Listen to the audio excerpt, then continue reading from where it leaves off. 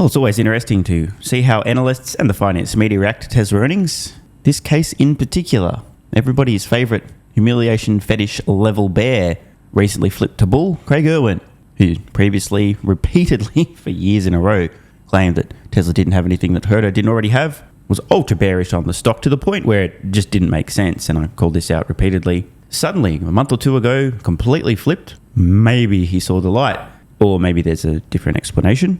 And now, he's bumped his price target from $380 to $450, allegedly. I'd love to get to the bottom of this and understand why. Meanwhile, if you guys missed the news, probably also maybe a month ago, the apparently boring and boneheaded long-term Tesla bear Tony Sacconaghi of Bernstein announced his retirement after being wrong about Tesla for essentially a decade straight. And while we're talking about bears, Craig's flipped, Tony's given up, and I think Gordon's been replaced by that retarded guy from California. So first, let's start off with Dan Ives, who often says things I agree with and often says things that just don't make any fucking sense whatsoever. I mean, this guy has been quite bullish on GM and their transition to electric vehicles. What? So Dan's still a mixed bag. I really don't know how to interpret what he says and his processes and his thinking. I just don't get it. The one thing I can say, he's definitely the best dressed analyst on the street. Now let's bring in Dan Ives, Wedbush Securities Global Head of Technology Research. More on Tesla and Microsoft as we're still waiting for Meta's results. Meta's late, but Dan Ives, Tesla is here and it's way off the lows here, now down just 2% after missing on the top and bottom. Is it about these cheaper vehicles? Yeah, I think there's two key things here. One, committing first half of the year that they're going to produce those. I think there was a lot of concern that they weren't. This potential could push out in 2026. They doubled down there. And then now, look, I don't know whether or not there was concern among people that don't listen to what Tesla says regarding the timing of these, but the timeline actually got accelerated a couple of quarters ago. And last quarter, they told us that they were still on track to begin producing these in the first half of 2025. This report just said nothing's changed, bitches, still on track. So maybe people were skeptical, but I tell you what, the first half of 2025 for Tesla, based on their goals, is just ridiculous. Model Y, the refresh, is launched globally. First deliveries very soon. So first deliveries of the new Model Y globally, first half of this year.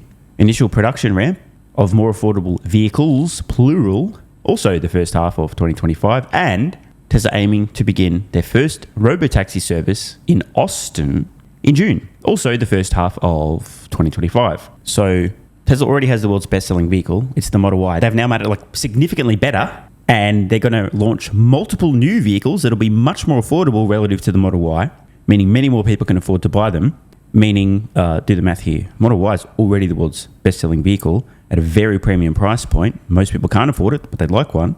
New, more affordable vehicles are obviously going to sell more units per year, especially the SUV version, than Model Y. So what would this be like, the world's giga best-selling vehicle once fully ramped? A couple of variations that are more affordable.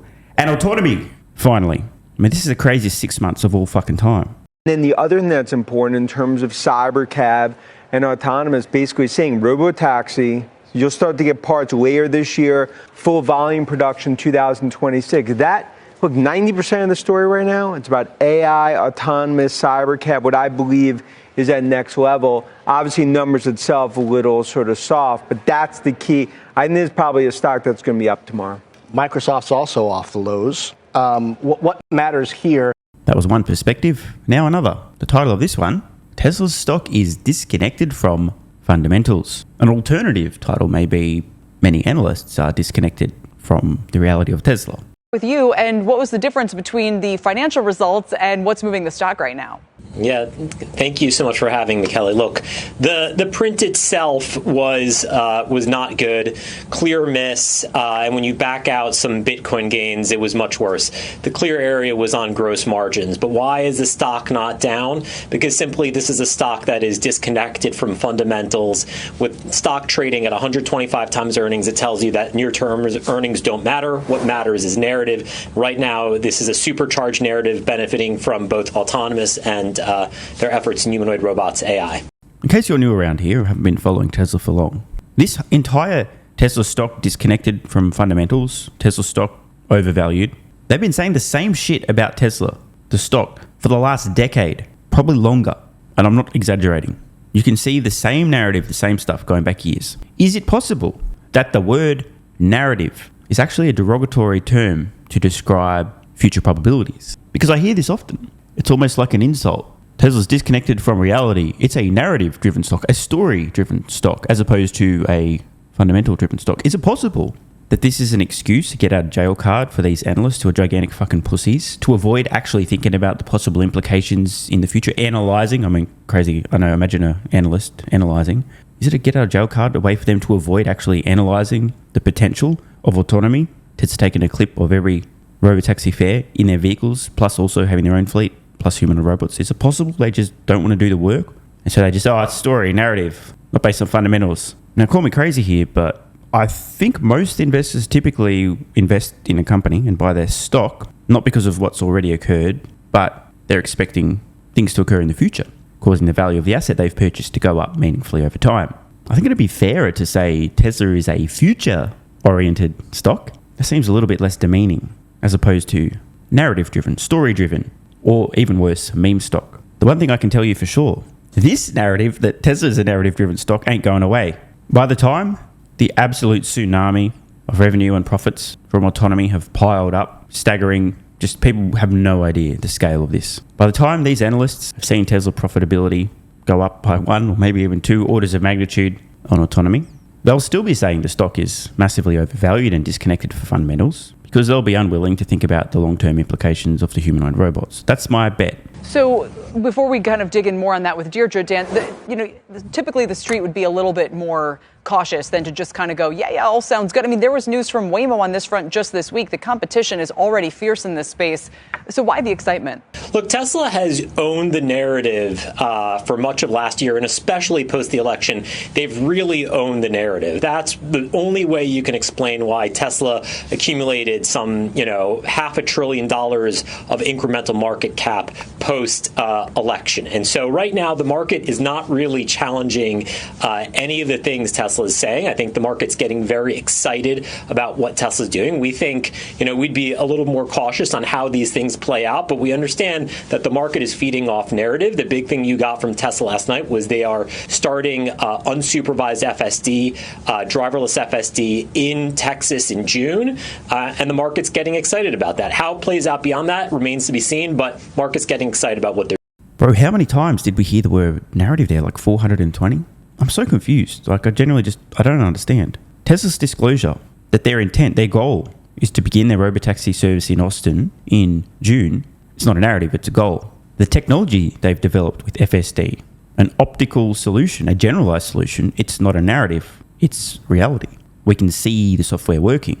The new, more affordable vehicles entering production first half of this year, that's not a narrative. They're products that are entering production. I swear, this word narrative is just an excuse for the analysts not to even attempt to model something until they've been spoon-fed every single number to put in their spreadsheet. I'm not trying to be too much of a dick here to Dan Levy, but this is just pathetic. It's weak. I don't understand the company's valuation. I'm going to ignore all the things that haven't already happened yet because I can't put them in my spreadsheet because that would require courage and actually analysing. So, narrative. And now for another perspective. And this might be the most important year in the history of Tesla, but let's focus on these numbers at first. Miss on revenue, miss on EPS, miss even on margin. That's something that Tesla really kind of touts as having great auto margins.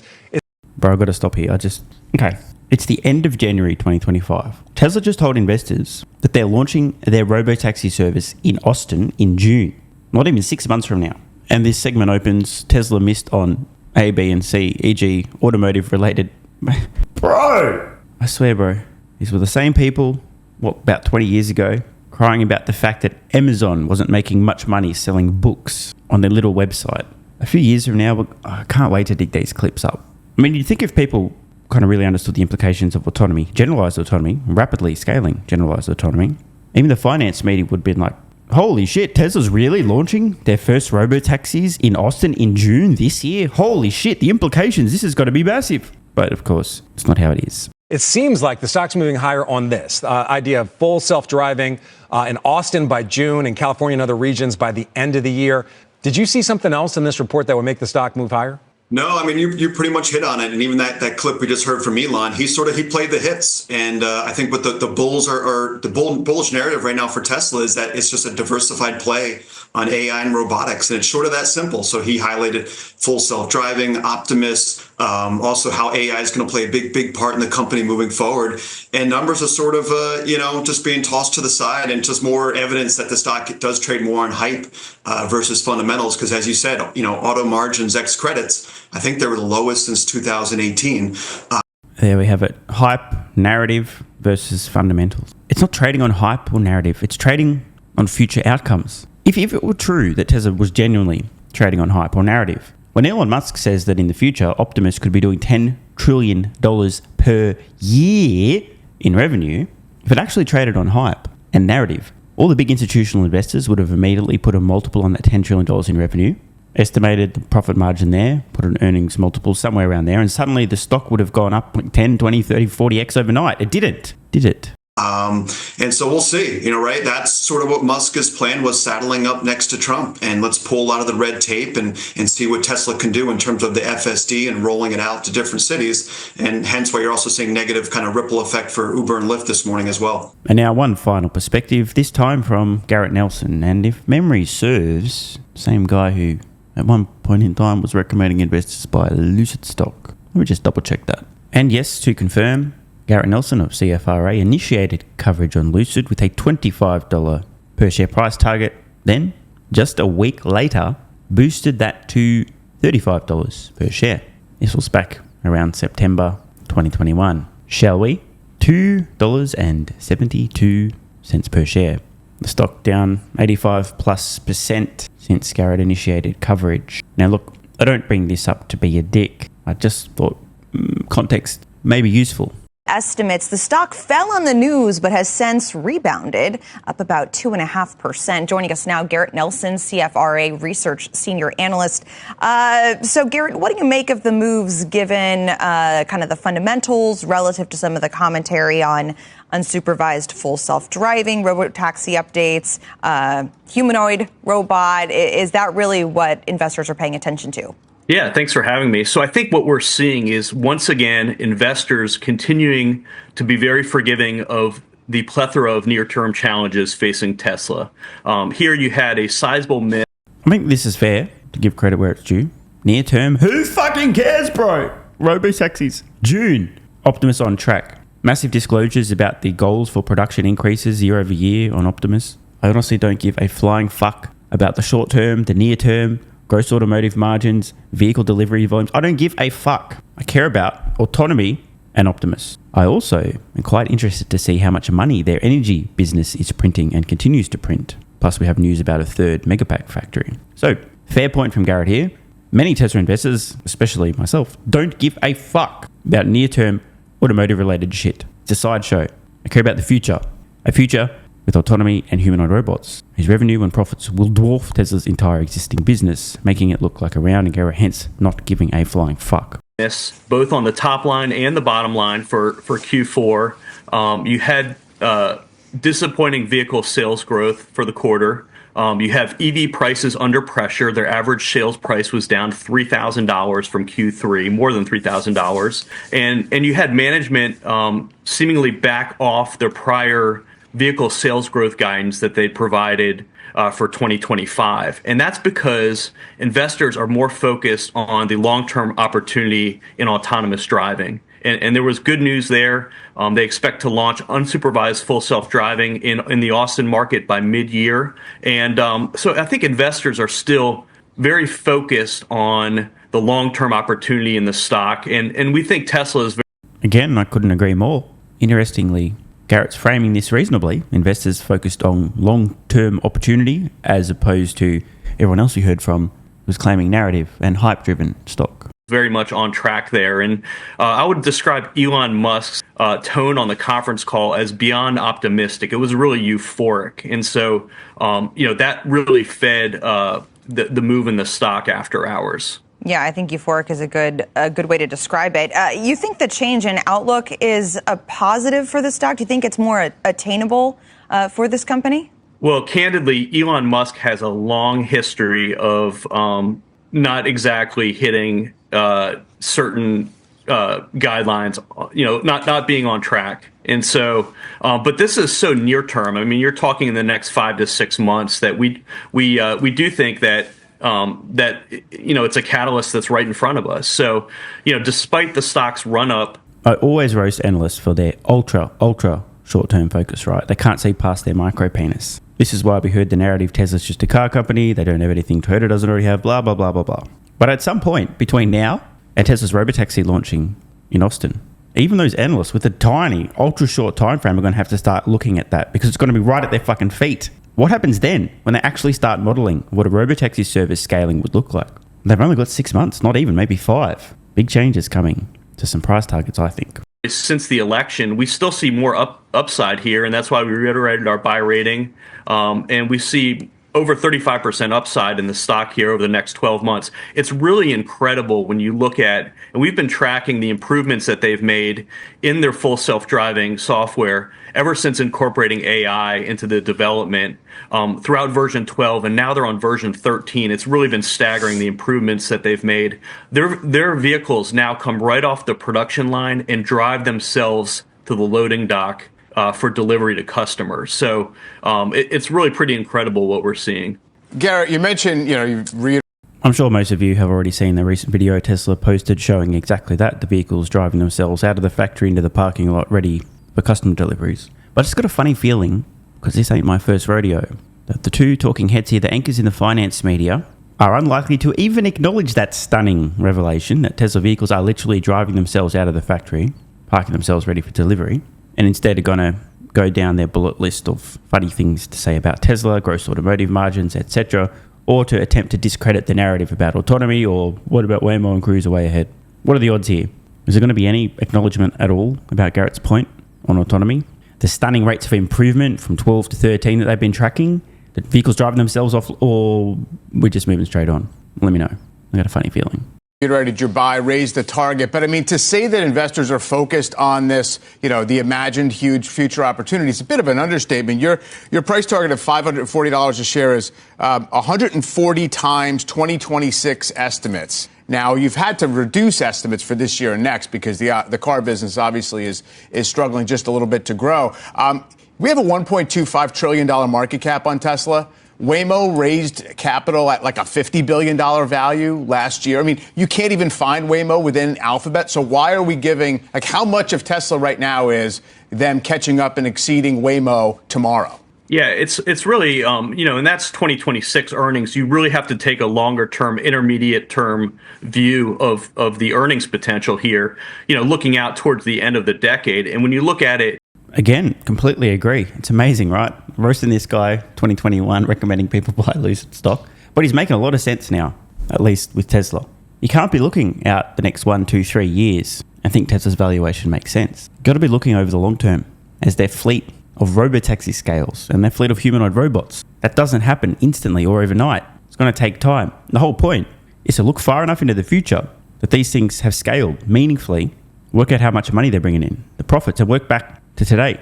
Most analysts are unwilling to do this, and zero people in the finance media willing to do this. They all just want to talk about now and tomorrow, next week, maybe next quarter if you're lucky. I'm not surprised because I know how these folks are, but Tesla on their fucking earnings call just announced their first robotaxis begin operating a matter of months from now.